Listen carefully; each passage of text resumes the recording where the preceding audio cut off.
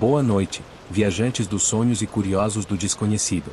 Sejam muito bem-vindos a mais uma história que atravessa o tempo e o espaço, contada especialmente para você que está aí do outro lado da tela. Antes de começarmos essa jornada encantada, me conte, de qual lugar mágico do mundo você está assistindo este vídeo? Quero conhecer cada pedacinho de onde chegam essas energias curiosas que se juntam aqui nesta roda de histórias. E se a magia desta narrativa tocar o seu coração, não esqueça de deixar um like, porque é assim que eu sei que você deseja que mais histórias sejam contadas, noite após noite, mistério após mistério. Sempre acreditei que viajar no tempo seria um privilégio. Mas nunca imaginei que esse dom me levaria ao Titanic. O ano era 1912, abril, e o mundo respirava confiança cega no progresso humano. A embarcação mais imponente já criada estava prestes a zarpar. Cheguei a Southampton disfarçado, misturado à multidão. A atmosfera era de festa, sonhos e promessas. Homens com chapéus elegantes e senhoras com vestidos refinados desfilavam no porto. Vi crianças rindo, correndo, sem ideia da sombra que se aproximava. Meu coração acelerava, eu sabia o futuro deles. A visão do Titanic pela primeira vez me deixou sem fôlego. Não era apenas um navio, era um palácio flutuante. As pessoas chamavam-no de inafundável. Eu sabia que essa palavra era um epitáfio disfarçado. Com meu bilhete de terceira classe, embarquei discretamente. O convés de madeira reluzia sob o sol. Havia música tocando, como se a viagem fosse uma celebração eterna. Eu observava os rostos, gravando cada detalhe. Alguns sonhavam com uma nova vida na América. Outros exibiam poder e riqueza como troféus. Eu, em silêncio, carregava um segredo que poderia mudar tudo. Os primeiros dias de viagem foram tranquilos. O mar parecia um espelho infinito. Havia risadas, danças, jantares fartos. Eu me sentia como um intruso entre destinos entrelaçados. Conheci um jovem casal que sonhava abrir uma padaria em Nova York. Conheci também um idoso que dizia ter visto de tudo. Mas ele não veria o fim desta travessia. A cada noite, eu olhava para o céu estrelado. Sabia o que estava por vir, mas não podia interferir. A linha entre observar e mudar era perigosa. O dia 14 de abril amanheceu frio, mas belo. Um silêncio estranho pairava sobre as ondas. As horas correram como sempre, cheias de luxo e rotina. À noite, o jantar foi ainda mais animado. Eu sentia um peso no estômago, como um presságio. Quando o relógio marcou 23h40, o destino se cumpriu. Um choque suave percorreu o navio. Muitos riram, pensando ser algo trivial. Mas eu sabia, o casco havia beijado o gelo. O Titanic estava ferido. Corri até o convés. Vi marinheiros correndo, cochichos nervosos. Alguns passageiros mal perceberam. O capitão Smith, sério, tentava manter a calma. Os engenheiros desceram às pressas. Mas o gelo já havia aberto fendas mortais. A água invadia como um monstro silencioso. Ainda assim, a orquestra tocava. E as pessoas demoravam a acreditar. O impossível estava acontecendo. Os botes salva-vidas começaram a ser preparados. Mas havia poucos para todos. A ordem foi clara, mulheres e crianças primeiro. Vi mães chorando, separadas de maridos desesperados. Vi ricos tentando comprar um lugar com ouro e joias. Vi pobres empurrados para trás. O desespero não escolhia classes. Eu sentia meu coração se despedaçar. O casal da padaria se abraçava, recusando separar-se. O idoso apenas murmurava, é assim que termina. O frio cortava como facas invisíveis. O navio começou a inclinar. A água gelada devorava o convés inferior. Pessoas corriam em pânico. Algumas rezavam, outras gritavam blasfêmias. Eu caminhava em meio ao caos, impotente. A orquestra continuava tocando, heroica, trágica. As notas musicais se misturavam ao choro. O céu estrelado parecia zombar. Eu nunca tinha me sentido tão pequeno. Vi botes sendo baixados quase vazios. A incredulidade ainda dominava muitos. Vi casais beijando-se pela última vez. Vi crianças dormindo nos braços das mães. Alguns tentaram nadar em desespero. A água era a morte líquida. Eu sabia que nenhum poderia resistir por muito tempo. Quando a inclinação ficou maior, a histeria aumentou. Pessoas escorregavam no convés. O Titanic rugia como uma besta ferida. Me perguntei se deveria revelar que sabia do futuro. Mas que diferença faria agora? O destino já estava selado. Eu apenas podia testemunhar. O navio começou a se partir. Um estrondo ecoou no mar. Muitos gritaram, como se o céu tivesse caído. A popa ergueu-se majestosamente. Por um instante, parecia tocar as estrelas. Então, lentamente, afundou. O silêncio depois foi ainda mais terrível. Apenas gritos distantes e o som da água.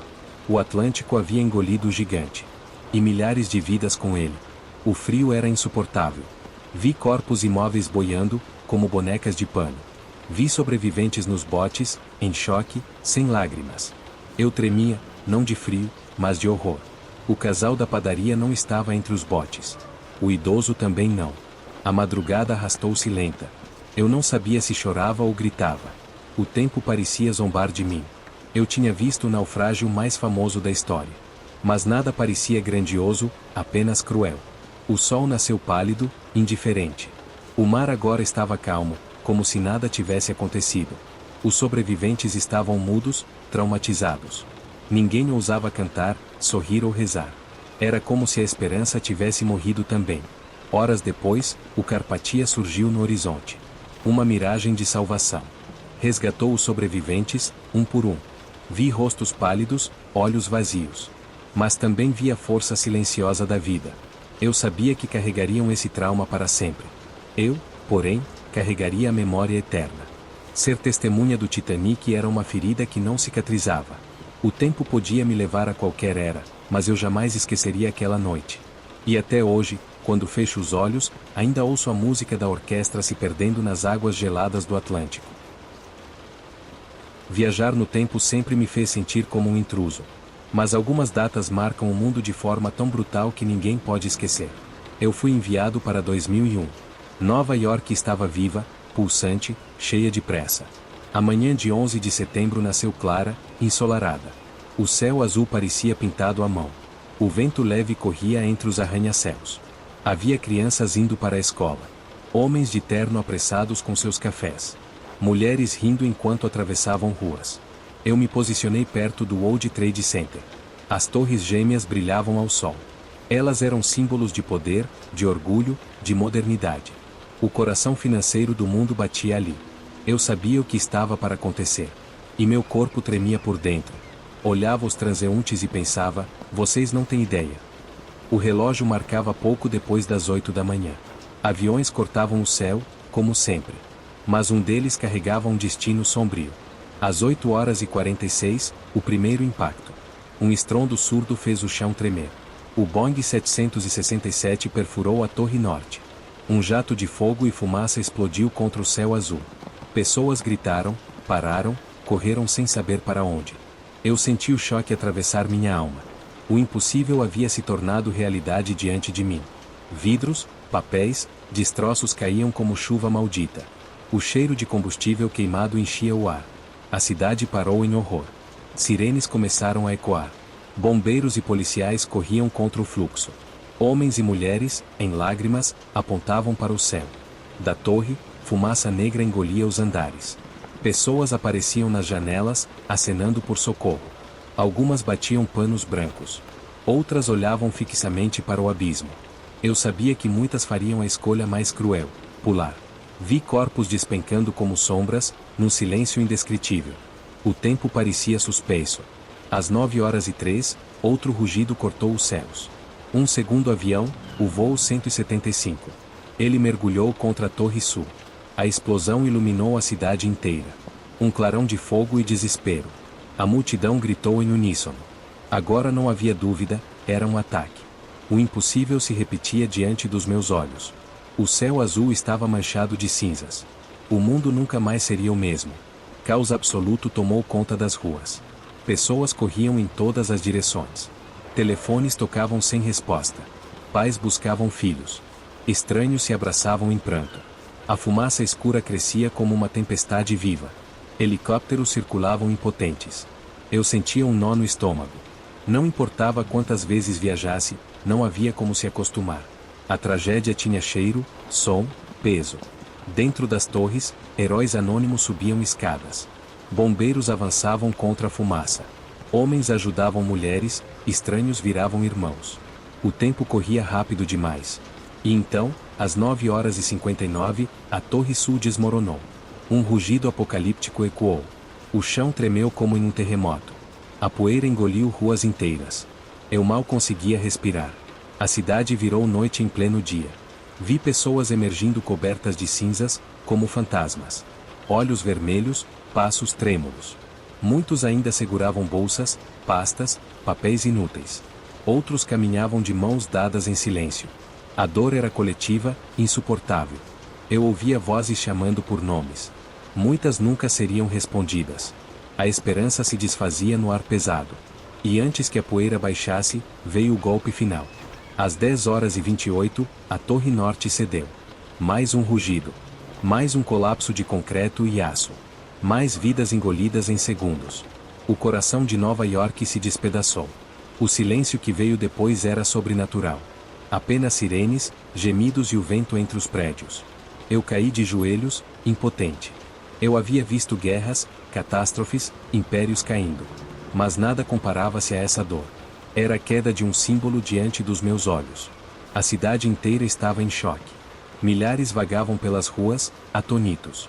Alguns caminhavam quilômetros até suas casas. Outros permaneciam imóveis, olhando para o vazio.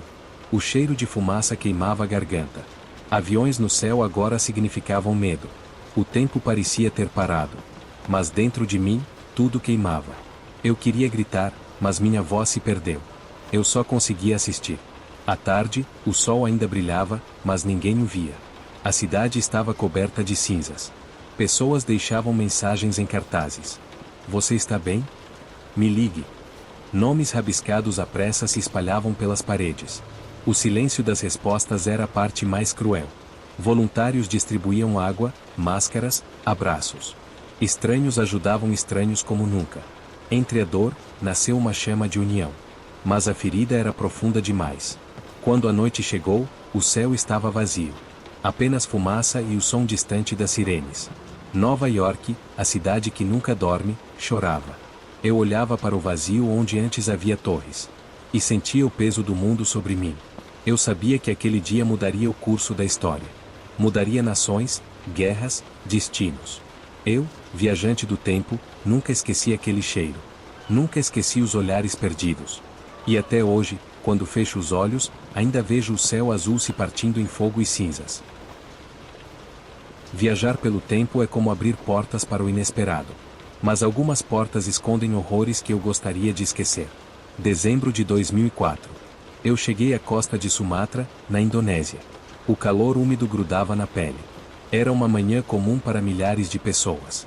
Pescadores ajeitavam suas redes. Crianças brincavam na praia. Turistas tiravam fotos do horizonte. O mundo parecia em paz. Mas sob o mar, forças colossais se preparavam. Uma placa tectônica se movia, silenciosa e cruel.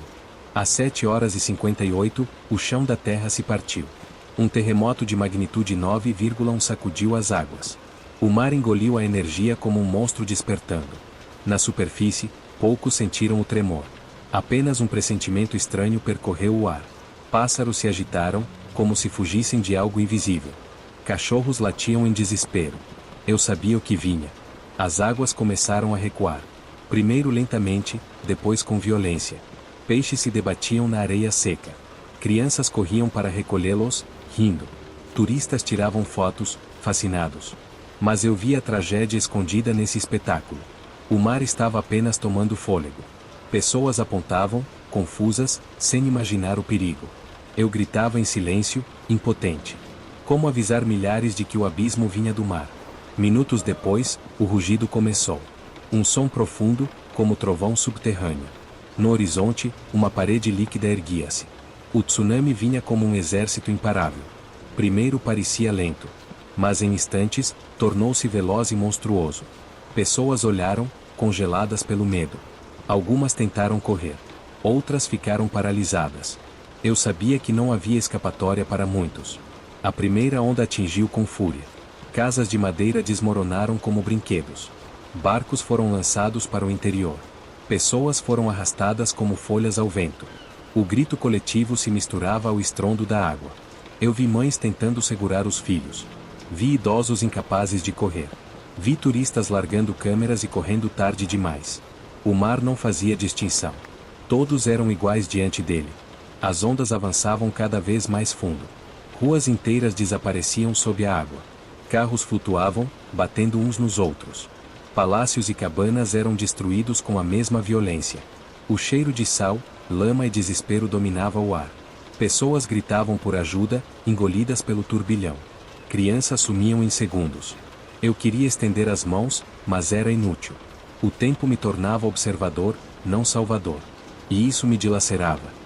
Em minutos, aldeias inteiras desapareceram. O rugido das ondas era interminável. Cada novo impacto parecia pior que o anterior. Eu vi templos ancestrais ruírem. Vi estradas rachadas e engolidas. Helicópteros militares mais tarde tentariam sobrevoar. Mas, naquele momento, ninguém podia deter a fúria do oceano. Pessoas tentavam subir em árvores. Algumas conseguiam por instantes. Mas a água as arrancava com brutalidade. O tempo parecia congelado. Cada segundo era um grito preso na garganta. Eu vi famílias inteiras desaparecendo juntas. Vi mãos se soltando na correnteza. O mar era impiedoso. A destruição não parava. As ondas alcançaram Tailândia, Sri Lanka, Índia. Cada lugar repetia a mesma cena de horror. Até mesmo as praias paradisíacas tornaram-se cemitérios. O mundo inteiro logo veria imagens que ninguém esqueceria. Quando as águas finalmente recuaram, o silêncio era ensurdecedor. A terra estava coberta de destroços. Corpos jaziam espalhados pela lama. O cheiro de morte pairava no ar quente. O sol brilhava, indiferente ao luto. Sobreviventes vagavam, atordoados. Alguns chamavam nomes de entes queridos. Outros apenas olhavam para o vazio. Muitos estavam descalços, sem nada além da vida. A catástrofe havia deixado milhões sem lar. Vi médicos improvisando hospitais em tendas. Vi monges rezando diante de pilhas de corpos. Voluntários tentavam distribuir água e comida. Mas a fome e a sede cresciam. Crianças órfãs choravam sem consolo. Pais buscavam desesperados por filhos. O número de mortos aumentava a cada hora. Mais de 230 mil vidas haviam sido ceifadas. Era como se o mundo inteiro tivesse parado para chorar. Eu sentia o peso da dor coletiva. Dias depois, aviões traziam ajuda internacional. Soldados descarregavam caixas de suprimentos. Mas nada podia substituir as vidas perdidas. As aldeias costeiras eram agora fantasmas. A água deixará apenas ruínas. No Sri Lanka, trens foram arrastados como brinquedos. Na Tailândia, resorts de luxo estavam em escombros. O paraíso tinha virado inferno. Eu caminhava em meio aos destroços, impotente. E cada olhar vazio me feria mais do que o rugido das ondas. O tsunami revelou fragilidades profundas. Não havia sistemas de alerta eficientes. Milhares poderiam ter sobrevivido se houvesse tempo de evacuar. Essa verdade era amarga como sal no ferimento. Eu sabia que o mundo aprenderia com a tragédia.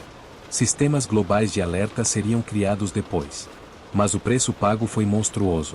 Eu, viajante do tempo, carregaria essas imagens para sempre. Cada grito, cada onda, cada silêncio. Até hoje, quando fecho os olhos, ainda vejo o mar recuando, e sei o que vem depois. Viajar no tempo é conhecer dores que não estão nos livros. Algumas tragédias são estrondosas, outras silenciosas. Em 2008, fui levado à China. Um país em transformação, rápido como um relâmpago. Arranha-céus cresciam, fábricas rugiam, cidades pulsavam. O futuro parecia promissor, mas havia sombras escondidas. Eu me vi em uma pequena cidade. Mercado popular, cheiros de especiarias e fumaça de comida de rua. Entre bancas de frutas e legumes, vi algo banal: pacotes de leite em pó. Mães compravam confiantes. O leite era símbolo de saúde, prosperidade. Muitas famílias pobres faziam sacrifícios para comprá-lo. Afinal, acreditavam estar alimentando seus filhos com algo puro. Eu observava as embalagens coloridas. Rostos sorridentes de bebês impressos nos rótulos. Promessas de crescimento forte, ossos saudáveis. Eu sabia que aquelas promessas eram veneno. Pois dentro daquele pó branco havia um segredo mortal. Melamina, um químico usado em plásticos e fertilizantes. Adicionado ao leite para enganar testes de proteína. Era um veneno silencioso. Invisível, inalcançável ao paladar. Os números de proteína subiam, os lucros também. Mas os rins frágeis das crianças pagavam o preço. Eu via mães misturando o pó em mamadeiras. Olhava os bebês sugando com inocência. O leite deveria nutrir, mas estava matando. O futuro dessas crianças estava sendo envenenado gota a gota. Eu sentia um nó na garganta. Era uma tragédia que ninguém via chegando. Nos hospitais, o primeiro sinal apareceu. Médicos registravam casos estranhos de pedras nos rins em bebês. Crianças choravam de dor sem parar. Abdômenes inchados, febres persistentes. Mães desesperadas buscavam respostas. Muitos médicos não sabiam o que dizer. Afinal, pedras nos rins eram raras em crianças tão pequenas. Eu caminhava pelos corredores cheios de choro. Os médicos olhavam exames intrigados. Algo não estava certo. Os números aumentavam. Não era um caso isolado. Centenas de crianças doentes. A dor era coletiva, crescente. Eu vi pais segurando bebês de pele amarelada. Vi mães chorando em silêncio, apertando exames nas mãos. As salas de espera se enchiam até os corredores. O cheiro de desinfetante misturava-se ao desespero. Médicos começaram a desconfiar da fonte. Algo na alimentação. Investigações discretas começaram. O foco caiu sobre o leite em pó. Testes foram feitos em laboratórios. Os resultados foram chocantes: melamina. Um veneno químico, que imitava a proteína nos testes. Empresas adicionavam para inflar números. O lucro acima da vida. O leite puro era uma mentira. As crianças estavam pagando com os rins e com a vida. Eu tremia de indignação. A notícia não podia ser contida. O escândalo explodiu na mídia. Jornalistas mostraram filas de pais nos hospitais. O povo exigia respostas. A confiança na indústria alimentícia se despedaçava. Mais de 300.000 crianças foram afetadas. 6 mortes confirmadas de bebês. Mas o verdadeiro número podia ser maior. As lágrimas não tinham estatísticas. O país inteiro chorava junto. Vi protestos de pais diante das fábricas. Gritos de revolta, cartazes levantados. Vocês mataram nossos filhos. A polícia tentava conter multidões desesperadas. O governo não podia ignorar. A confiança nacional estava em ruínas. Empresas gigantes foram investigadas. Documentos secretos vieram à tona. A fraude vinha de cima, organizada. Executivos sabiam do veneno. Julgamentos começaram. Salas de tribunal lotadas. Pais assistiam em lágrimas. 6 executivos foram condenados. Alguns à prisão perpétua. Outros, à pena de morte. Era o preço da ganância. Mas para as famílias, nenhuma pena era suficiente. Nenhuma condenação devolvia as vidas perdidas. Eu via olhos vazios, sem consolo. A tragédia não ficou na China. Produtos contaminados já haviam sido exportados. Lojas em outros países retiraram produtos às pressas. Marcas manchadas, confiança destruída. Pais no mundo inteiro começaram a olhar embalagens com medo. O veneno tinha cruzado fronteiras. A globalização mostrava sua face sombria. Uma mentira fabricada num canto do mundo afetava milhões. O leite, alimento universal, estava envenenado. A ferida era global. O governo chinês reagiu com força. Multas bilionárias foram aplicadas. Novas leis de segurança alimentar surgiram. Testes se tornaram mais rigorosos. Empresas foram obrigadas a mudar processos. Mas a confiança não voltava tão fácil. Pais olhavam para mamadeiras com desconfiança. O medo havia se infiltrado no cotidiano. Mesmo depois da limpeza, a dúvida persistia. O leite nunca mais seria o mesmo. Vi médicos tentando acalmar pais. Vi crianças sobrevivendo com sequelas nos rins. Vi famílias arruinadas por despesas médicas. Vi aldeias inteiras marcadas pelo luto. As cicatrizes eram invisíveis, mas eternas. Algumas mães nunca mais confiaram em produtos industrializados. Outras abandonaram o leite em pó para sempre. O trauma era maior que qualquer compensação financeira. A melamina destruiu não só corpos, mas também confiança. E confiança, uma vez quebrada, não volta. Recordo-me de ver cartazes de campanhas novas. Alimento seguro para o futuro da nação. Frases que antes soavam óbvias agora pareciam promessas frágeis. A tragédia moldou gerações. Empresas passaram a temer não apenas a lei, mas a opinião pública. A indústria alimentícia foi obrigada a se reinventar. Mas o dano na memória coletiva era irreversível. Eu caminhava pelos mercados e via mães hesitando. Pegavam um pacote, liam, devolviam. O medo estava em cada gesto. O escândalo foi uma ferida nacional. Mas também um alerta global. Sistemas de fiscalização ganharam novas formas. Outros países reforçaram seus controles. O veneno, de alguma forma, fez nascer mudanças. Mas ainda assim, custou vidas demais. Eu, viajante do tempo, carrego essa memória. Não de ondas ou explosões, mas de lágrimas silenciosas. Pois algumas tragédias não rugem, envenenam em silêncio. Até hoje, quando fecho os olhos, vejo mães embalando bebês, acreditando alimentar o futuro, mas entregando veneno disfarçado de leite. Eu cheguei em Santa Maria, 2013. A cidade estava viva, universitária, pulsante. Jovens caminhavam rindo pelas ruas. O frio da noite era leve, mas a alegria aquecia. Meu corpo de viajante do tempo ainda tremia da travessia. Mas algo me chamava, uma boate iluminada, cheia de vida. Era Kiss, famosa entre os estudantes. As pessoas entravam sorrindo, com roupas de festa. Eu senti uma energia estranha, como se o futuro gritasse. Me aproximei da entrada. O som da música era ensurdecedor. O baixo vibrava no peito. Garrafas tilintavam nos balcões. Amigos se abraçavam, tiravam fotos. Era apenas mais uma noite de festa, até não ser. Uma banda subiu ao palco. A multidão vibrou, gritou, pulou. As luzes piscavam em cores frenéticas. O vocalista abriu os braços como um maestro. E então, veio o estalo. Um sinalizador foi aceso. Uma linha de fogo cortou o ar. A plateia gritou, primeiro de empolgação. Mas algo queimava no teto. A espuma de isolamento acústico. Vi faíscas se transformando em labaredas. Vi fumaça preta escorrer como veneno. O som da música ainda tentava se impor. Mas já era menor que o som dos gritos.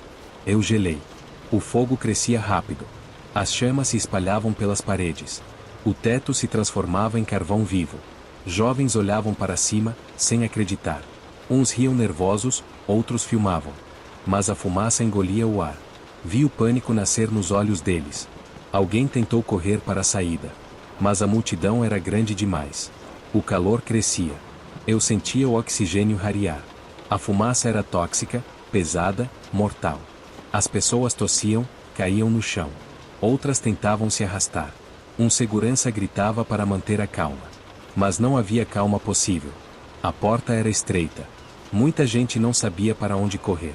A escuridão tomou conta. Eu me senti impotente. Eu, um viajante do tempo, não podia mudar nada. Só observar. E aquilo me dilacerava. Jovens batiam nas paredes em desespero. Tentavam quebrar vidros que não abriam. A fumaça era como um inimigo invisível. Entrava pelos pulmões, queimava de dentro para fora. Corpos desabavam a cada minuto. Alguns se levantavam de novo, cambaleando. Outros não se moviam mais. A música tinha parado. O DJ desligou tudo. Só restavam gritos, choros e estalos de madeira queimando. Vi amigos tentando carregar amigos. Vi pessoas sendo pisoteadas sem querer. O calor fazia a pele doer só de estar ali. Eu procurei uma fresta, uma saída lateral. Não havia. Portas estavam trancadas.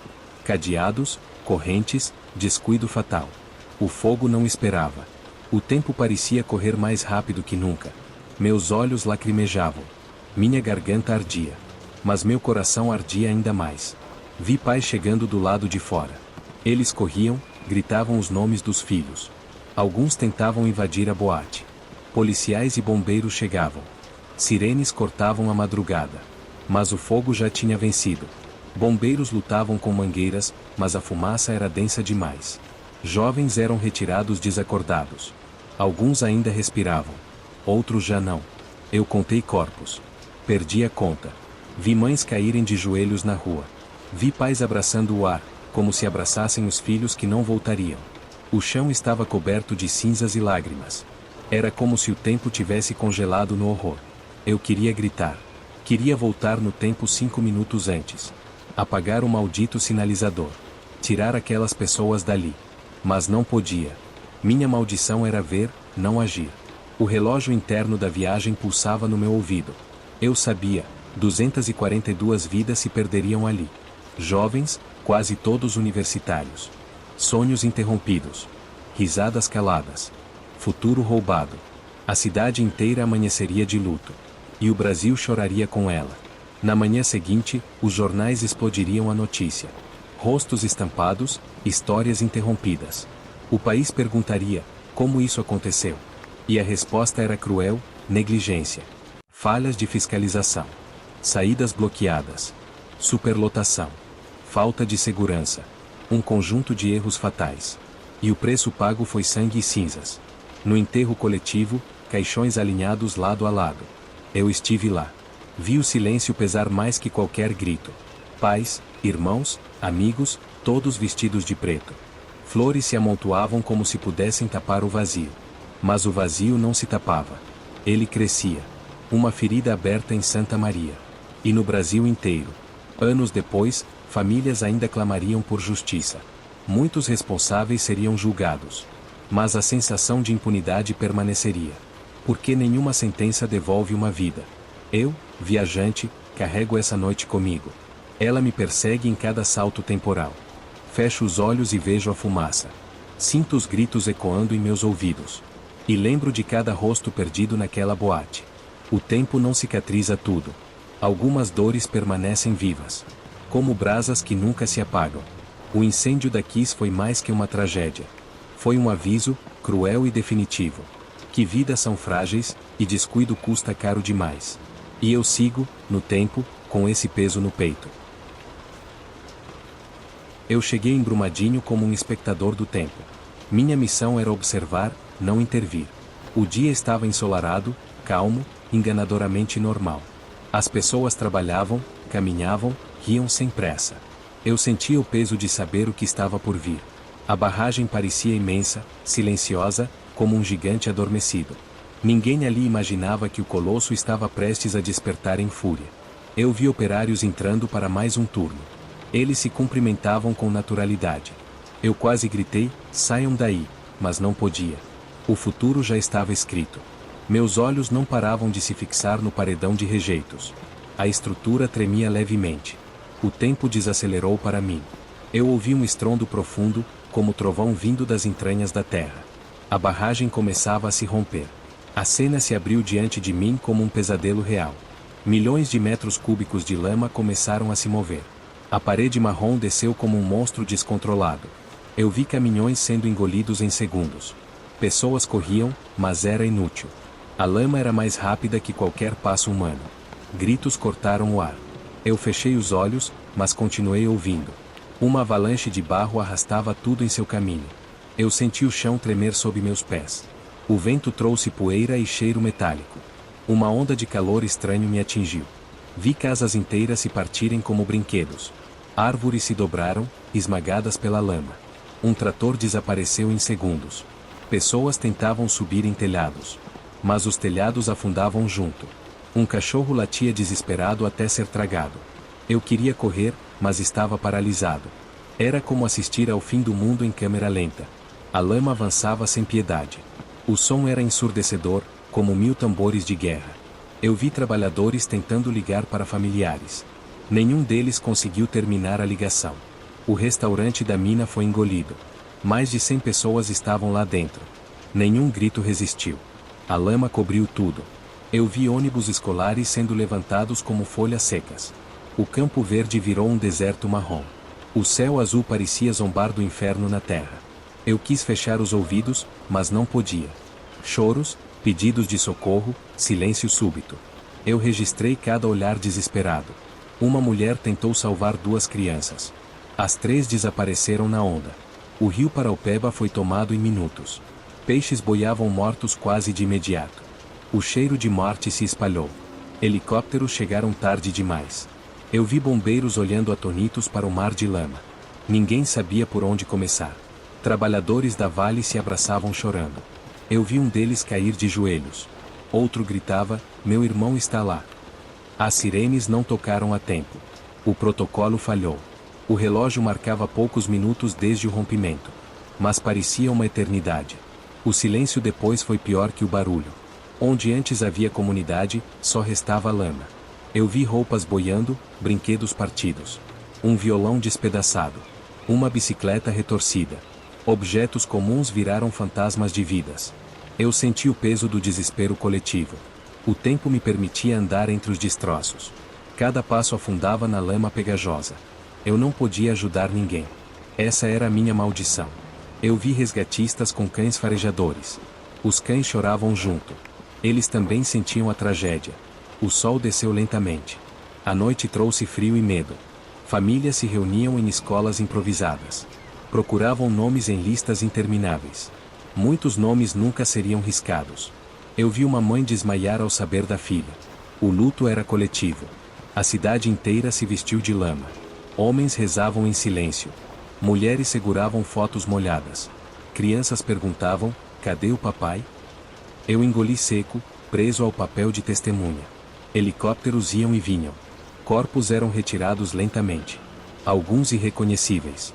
Eu senti o cheiro da tragédia entranhar na pele. O tempo corria, mas as buscas pareciam eternas.